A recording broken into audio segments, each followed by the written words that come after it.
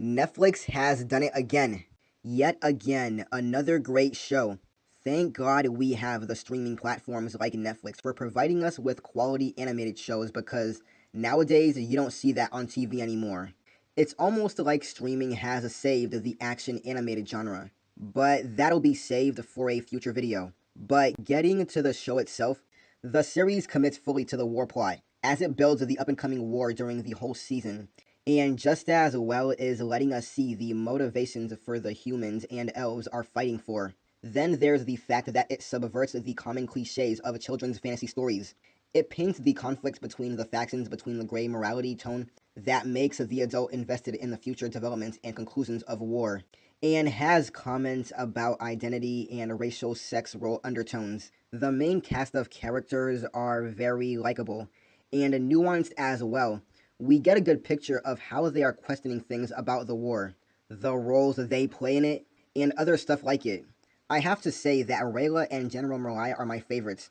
Rayla questions the Moon Shadow Elves' reason to make the war against the humans, and her role as an elf assassin and her identity as an elf. Then there's Amaya, who's a total badass warrior with a good role in the Loyal Kingdom despite being a mute, and she's very concerned about the state of the kingdom after episode 3. Viren might not have as much depth as the main character, but he has his motives for defending humanity by using dark magic, even if the end doesn't justify his means to do such a thing. And when you take into account what happened years ago, you understand why his magic can't be used by anybody. The art style for the series, which uses cel shading 3D with beautiful local backgrounds, unique designs for the characters and creatures, and a sense of immersion that makes you think you're narrating the world alongside of the characters. And the action sequences are simply yet effective in terms of choreography and execution. Like it takes clues from action fantasy movies, but putting its own spin on it. The animation has certainly been the most polarizing part of the show since the trailer. When the show isn't offering an action sequence or an entertaining set piece, the frame rate runs low that it's oddly distracting. Most of the time, it looks like in between frames were cut from point A to point B animations. I don't care if the animation can be tweaked to be better for season 2 or not, but I understand why it's an issue for some people.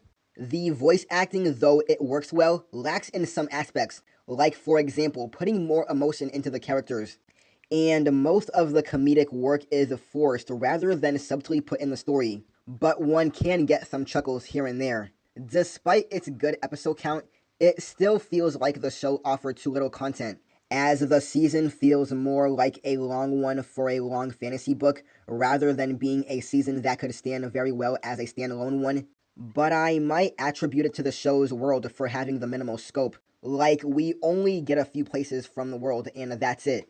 It's been said by BoJack Horseman is subjective when it comes to adult comedy cartoons, because it features more continuity and character development, as well as a level of depth and complexity to its drama and comedy that not even The Simpsons has. So this series is basically the BoJack of action cartoons of all ages, elaborating a story that packs intrigue, drama, and speculation while managing a kid-friendly tone.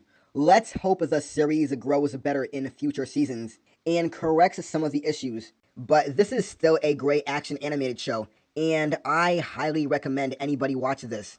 The Dragon Prince Season 1 gets an 8.5 out of 10. This is Red Wolf signing out, and I'll see you next time. Peace.